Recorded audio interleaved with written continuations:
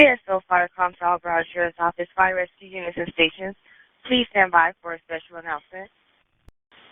By the order of Sheriff Gregory Tony and Fire Chief Joseph R. Fernandez, the Broward Sheriff's Office announces that today is the last duty day for Battalion Chief John Decker. After 30 years of dedicated service, Battalion Chief John Decker leaves us to begin his retirement. The Broward Sheriff's Office, as well as the citizens and visitors of Broward County, thank him for his 30 years of service and wish him a long and healthy retirement. Battalion Chief Decker will be at Station 17 during the day today, where you may wish him well. All units resume normal radio operations. Firecom is clear at 8:12.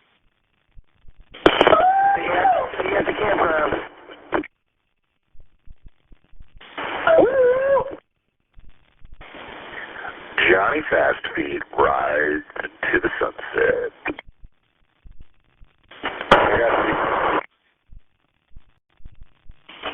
Congratulations and good luck. Good luck, JD. Love you, Chief. JD! Godspeed, Chief! Congratulations, JD.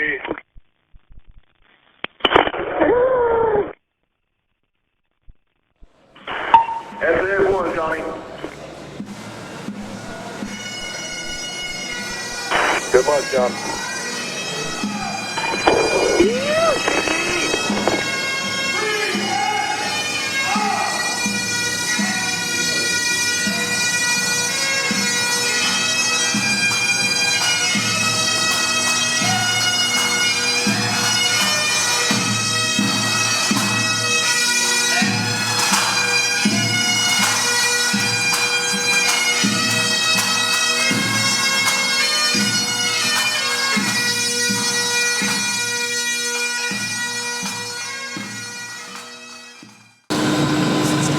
Ladies and gentlemen, welcome. We're here to celebrate and recognize the 30-year career of Battalion Chief John Decker. I would like to thank everybody for attending this retirement ceremony. We have our blue team back here, our retirees. Thank you all for coming out. You always make this a special event. Thank you. We have friends and family here.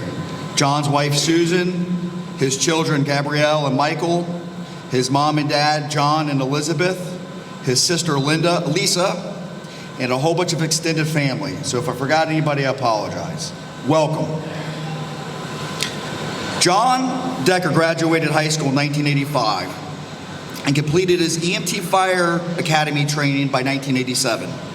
In 1989, he was hired by Fort Myers Fire Department and worked there for 7 months until Broward County Fire Rescue called. His probationary fire class included Freddie Hall, Mike Wellbaum, Vince Rodas, Eddie McDonald, Kirk Morcus, John Monty, Paul Divers, Grant Wells, and led by our 12th District Vice President, Walt Dix, who's here in attendance. In 1991, Chief Decker completed his AS degree in fire science. During the same year, he joined the Hazardous Materials team. In 1992, the TRT team was formed, and Chief Decker also joined this team. During the 90s, he was one of the few members who worked on both teams simultaneously. In 1994, firefighter EMT John Decker decided that the way of the future in the fire service is to become a paramedic. So he attended Broward College and earned his paramedic certificate. In the year 2000, John Decker became a driver engineer. In 2002, he was promoted to the rank of lieutenant. In 2005, he was promoted to the rank of captain. And in 2008, he earned his final rank, which is battalion chief, and he's been there for 11 years. For the last 11 years, he's been in charge of different commands. For about 5 or 6 years, he was in Battalion 6 on C shift in Port Everglades. And then he went to Battalion 17A shift, over to Battalion 55B shift. And for the last 3 years, he returned home to Battalion 17C shift, where he helped command numerous cities, along with 2 teams that he loves, Hazmat and TRT.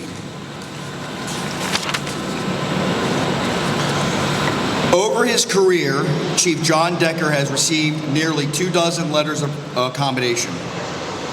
He has served on several special assignments, including Hurricane Andrew in 1992, the Volusia wildfires in 1998.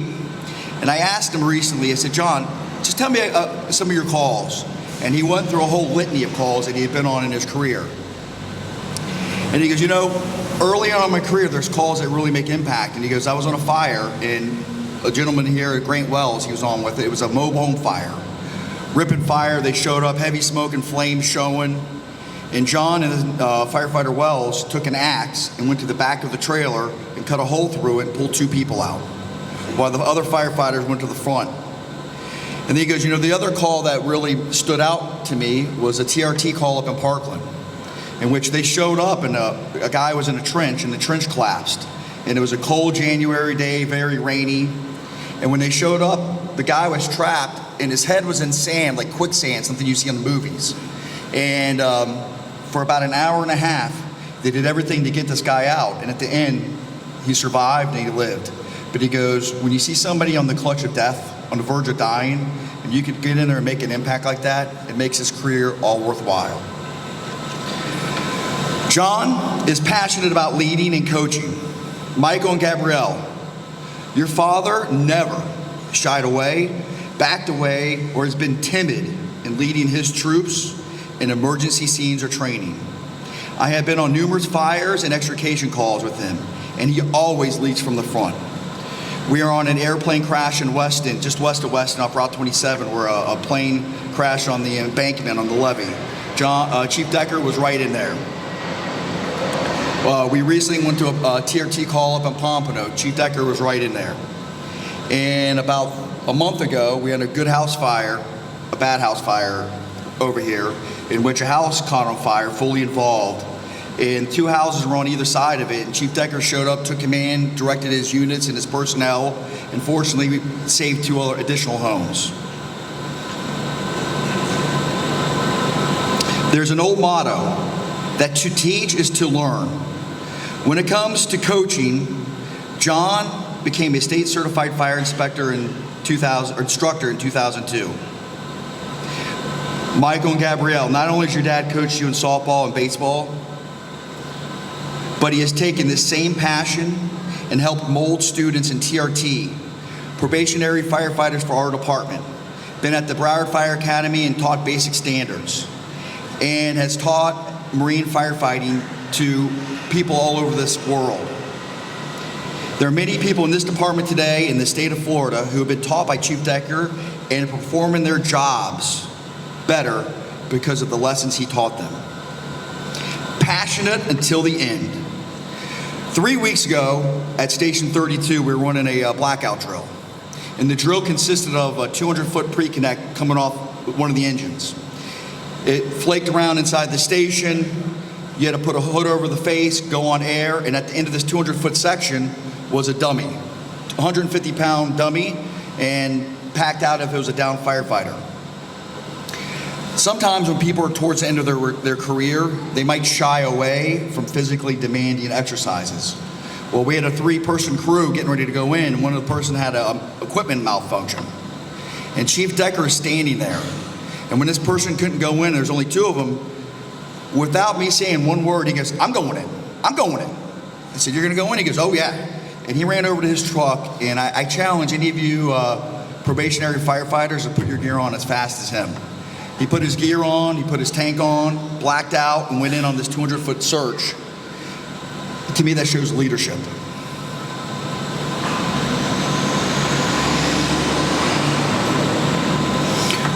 When your leaders are willing to do the same work that you're doing, when your leaders are willing to sweat, when your leaders are willing to get dirty with you, those are the same type of people that you're willing to direct you into a fire without ever second guessing the decision they're making for you. And Chief Decker has always done that. There's a great scene from the movie Patton, in which they're in northern France getting ready to going to Germany. And there's a big rainstorm, and they're in a big mud bog. And there's a big traffic jam. One tank's trying to go this way, one deuce and a half's trying to go this way, Jeeps are here, and the whole thing's a big mess. And General Patton, who was an incredible tactician, decided at that moment he needed to jam this mess. So he jumped up in knee-deep mud, walked his way through, and got to the center of the traffic jam. And within about 2 minutes, traffic was rolling properly. And this is the image I have of Chief Decker. I've been on the fires, I've been with him. After the fire's over and everything's out, this guy has not been afraid to shy away from rolling his sleeves up, helping his troops out. Again, he always leads from the front. Similar to Patton, that's leadership. John, it's been a pleasure working with you, and I look forward to seeing what your next life adventure holds for you and Susan. Good luck, and God bless.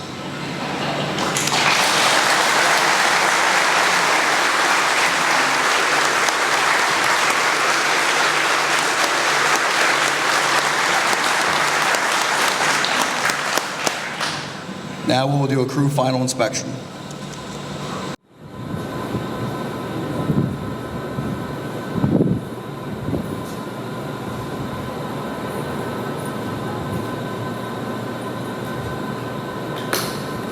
And now to present Chief Decker with his retirement badge is one of our retirees, Battalion Chief Alderson. Come on up.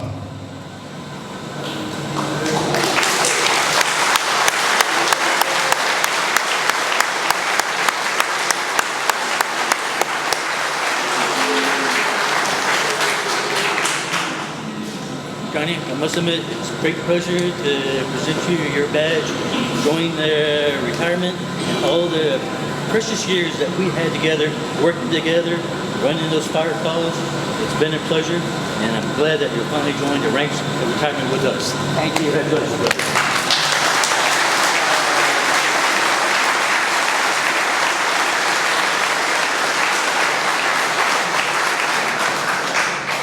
And now to present Chief Decker with his helmet for retirement is Chief Keefe.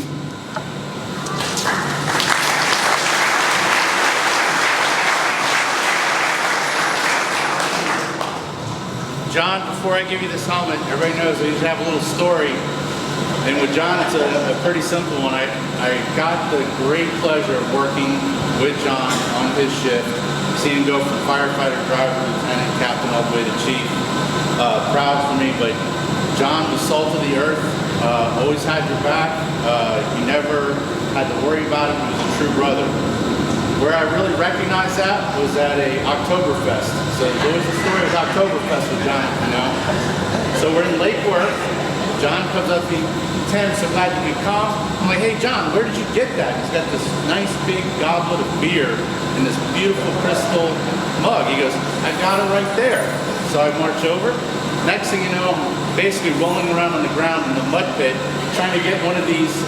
And John comes running over and goes, oh, Chief, I didn't tell you, I got this from Germany. They only have the plastic ones. So I was like, oh, okay, sorry. So John bailed me out of a little scuffle, which I appreciate. We did get to share that stein of beer. And actually, I kept it, and it's in my vehicle. I didn't want to bring it out here. So I'm going to give it to him at the end of today. We won the battle and got the stein out of the, I think it was an elderly lady's hands that would give it to me. So I appreciate that. But John, this helmet, this is representative of the men and women that you served with that were professionals each and every day, such as yourself. We hope you display it proudly and remember each and every one of them as we'll remember you. Thanks, Chief.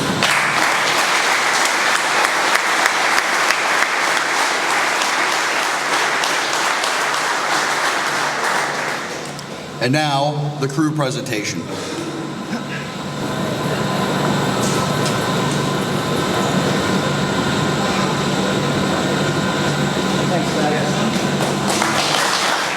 Now we will have our flag presentation. Please stand. Honor guard. All uniform personnel, attention, jump!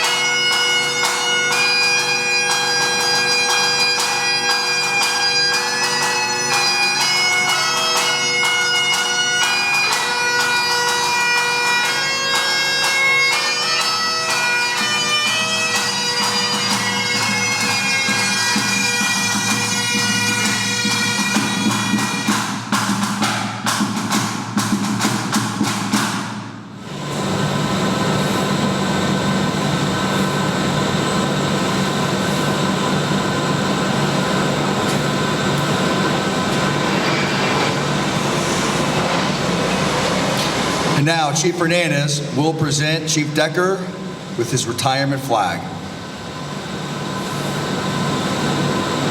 Chief Decker, John, on behalf of Sheriff Tony and myself as the fire chief, I present you the flag and flew over your station. Congratulations, thank you for all your service to all of your members here, to the residents and visitors for our county, and professionalism that you've shown and what you've left behind for all the people here to go forward. Congratulations.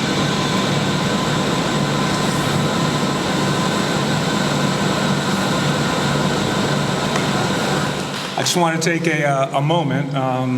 Chief Williamson does not tell short stories, so he's covered a lot of ground already. But having known Chief Decker for a while now, as a fire chief, whenever you turn on the radio, you know the personality, the strengths of the incident commanders you have on the scene. You know each of them, their tendencies, how they communicate, and anytime I flip on the radio, or if I do show up, I'm always impressed and comforted by what Chief Decker is always doing, his focus on safety, leadership, and always getting his hands dirty, but at the right time, not at the wrong time. I will say, though, I've seen you at a lot more fires than there are shifts that you should have been on, so I don't know if you're coming in on your own or something, but there's a fire at Cleveland Clinic, he's there. There's a impromptu trailer fire in Dania, he's there. So I don't know if the union needs to see if you were working for free or not. But he's an incredible individual. He's done an amazing job. And I can only thank him for the peace of mind that he gave me every day, knowing that he was one of the people leading the department. So congratulations and Godspeed. Thanks, Chief.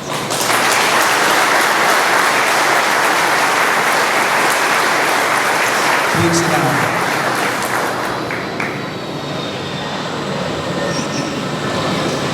Without further ado, the man of the hour, Chief John Decker, come on up.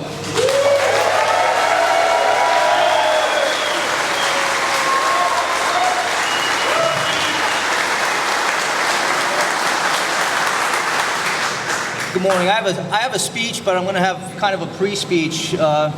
When you listen to the way Chief Williamson spoke, which was awesome, by the way, I know if I do apply for another job in the future, he will definitely be one of my references, being that he compared me to General Patton. So, I mean, that's pretty impressive in itself.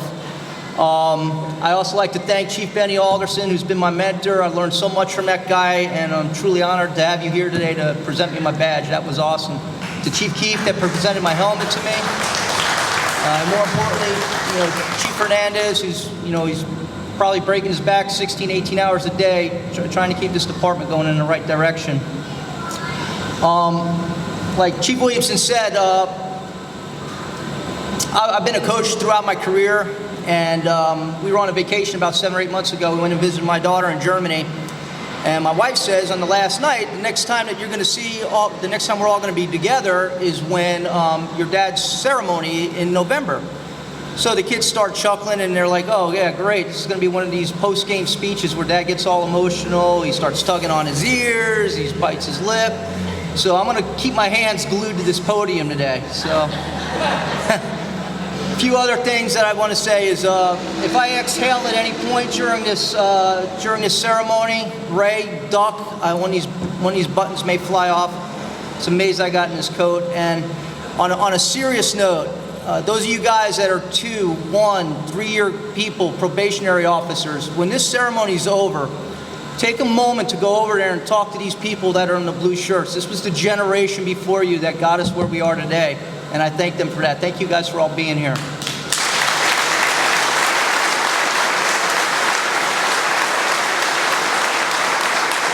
So Chief, I don't know if this is going to keep you at ease or not, but this is a one-page speech, front and back.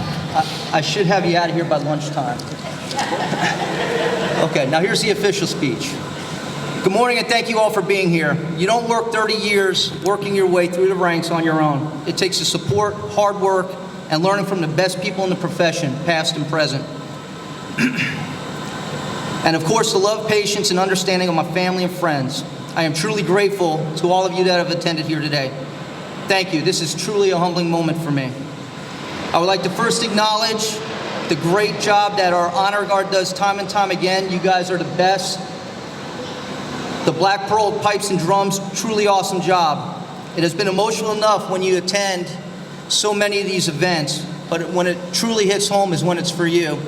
It really hits home to see how important it is that we do these ceremonies and the great work that these guys do. To Chief Hernandez and his fire administration, thank you for the hard work and dedication it takes to keep our dynamic and evolving, yes, evolving organization going in the right direction. I would like to also thank a couple of you guys to the left of me for keeping me out of trouble over the last few years and tuning me up when it's necessary. You know who you are. I got one guy in a kilt, and there's a few other there that are starting to chuckle right now. They know it. We'll save that story for another time. Like I said, I have a lot of people to thank, and I'm going to get some of the hard ones out of the way early. To my mom and dad, thanks for building the foundation for me, as well as my sisters. My hands are still on the podium, guys. Giving us the characteristics, guidance, support, and yes, some tough love needed to be successful in my professional life, and more importantly, my family life.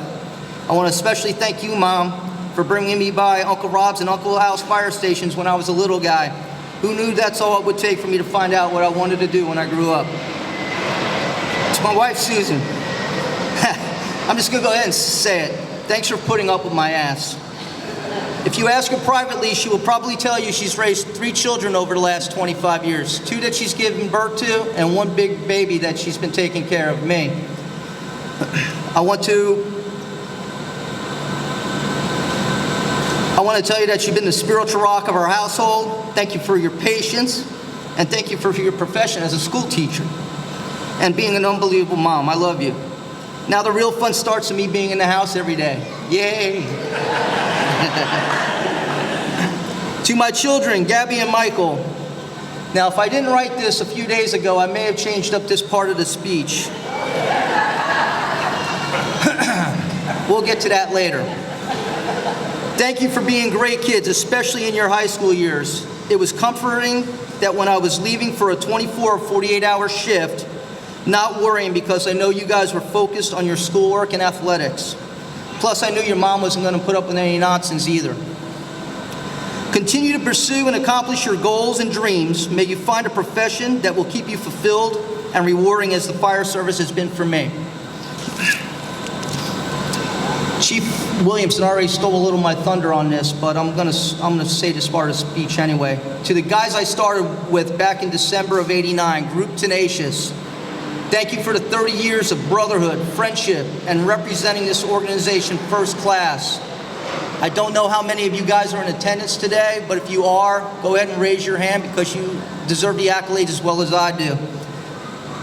Mike Wellbaum, Vince Rodas, Freddie Hall, Johnny Monty, Ed McDonald, Kurt Morcus, Jeff Eisenman, Paul Divers, and Grant Wells.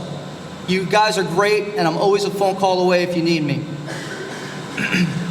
Shortly after I was hired, somebody gave me some good advice. If you want great things to happen to you in your career, surround yourself with great people. And I couldn't help you by being surrounded by great people over my 30 years. As I'm looking through the room here, now when I say great, it doesn't necessarily mean normal, okay? So I've learned some things from some of the best people at every rank that you can imagine. You know, as I'm looking through the room, I see Jimmy Chandler first over there, one of the best hazmat techs we've ever had.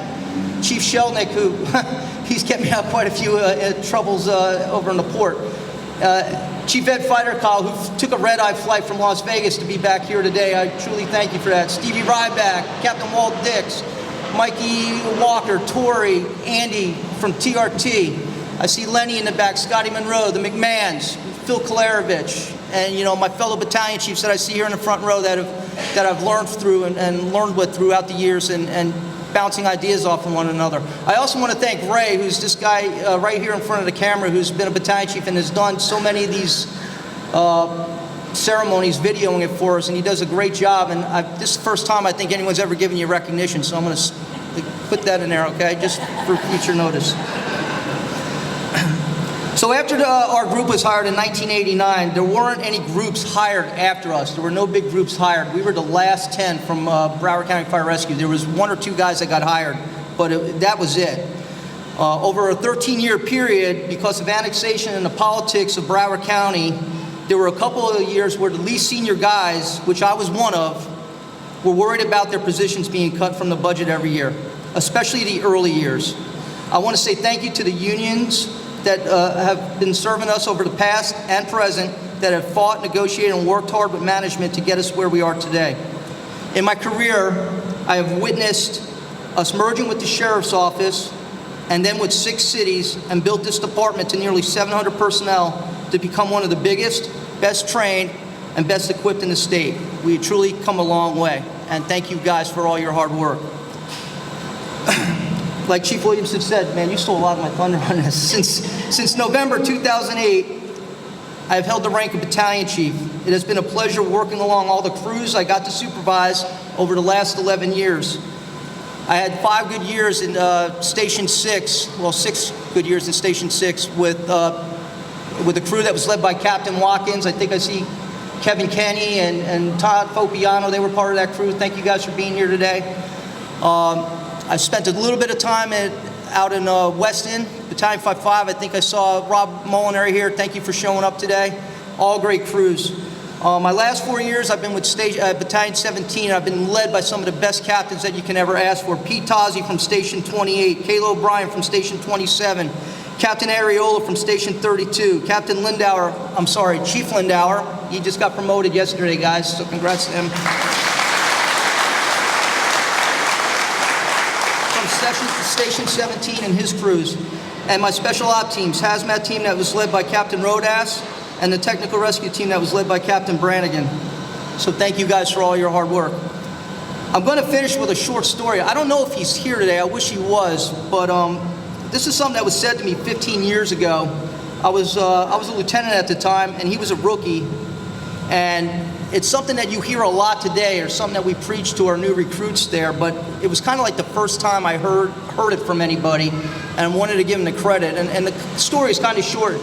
Chief Alderson will recall a lot of this. We were asked to be part of the presidential motorcade back in 2004 for President Bush. And after the first time we did it, he called us back 2 days later and says, they want to use the same crew again. You'll be on an overtime detail. Do you have a problem with that? My answer was, hell no. Yeah, I'll take the money. So we show up, and they put us right in the presidential motorcade. They put a guy from the Secret Service in our rescue unit. He was dressed up like a real-life G.I. Joe guy. He had all the tactical stuff on. And I was with Jimmy Mullen and Angela Hijima Bronco. I saw Angela earlier. So we went down there, and it was a fancy place in Boca Raton that just happened to be right across the street from the old high school I was at, went to, Spanish River. And it was just kind of like it was sitting home like, I'm like, man, 15 years ago, 18 years ago, I was in that school, and now I'm following the president around in a motorcade. We get inside the development, and they park our rescue unit in the driveway right across the street from where they were doing this fundraiser dinner. $20,000 a plate, by the way, guys. So, lo and behold, the guy's driveway that we park in is Bernhard Langer. Now, I don't know who, some of you guys that are golfers will know who he is, but some of you don't know. He's like probably Germany's most famous world golfer there is. He's the best from Germany. My wife being born and raised in Germany, I say what little I know in German to him, and he's like really excited and takes me under his wing. I find myself hanging out in his house. At the time, the Yankees and the Red Sox were playing in the ALCS, so I'm like, hell yeah, I got a front seat to this thing while he's in there for 2 hours. So we get done, shakes his hand, tried giving me golf clubs. The Secret Service guy said, no, you can't bring those back with you. So on the way back, the motorcade is going up to the turnpike, and one of our BSO deputies does an Evel Knievel on his motorcycle and crashes at one of the exits. So naturally, I want to spring into action and help him. And the Secret Service guy goes, you can't stop, you're with the president. And I'm like going, well, that's one of my guys that's in the road there. He goes, if you try and stop, I'm well within my right to shoot you. So I told Angela, who I think was driving, I said, keep driving, Angela. So we get back, we put the rescue away. We invited the guy out for a drink because his tour was over. He declined, he had to get back on a flight. But I went out with Jimmy Mullen that night, and I'm sitting there and we're having a beer, and I go, Jimmy, how crazy was that today? I go, we're following the president around. We should have stopped and helped that guy out, but they said we were with the president. I go, man, we got the greatest job in the world. And then it's when he said this to me, it just kind of dawned on me, and it's something that I've say to myself for the last 15 years. He goes, Chief, I got hired about 8 months ago, and he goes, every day I come to work, I've won the lotto. I won the lotto ticket. And I'm going to finish by saying this has been my 30-year lotto ticket. I've learned so much from all you guys. This job has provided for me, my family, and given me all of the rewarding things that you can ever ask for in a lifetime. So I'm going to finish with that and say thank you all for being here. God bless. And to my troops that are still working, stay safe. And I hope to show up to some of these down the line. Thank you again.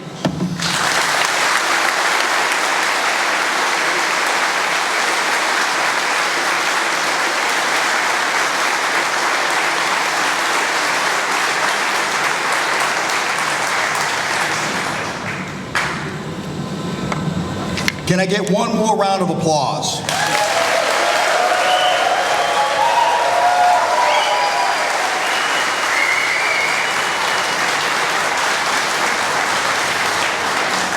Please stand as we close out. Honor guard.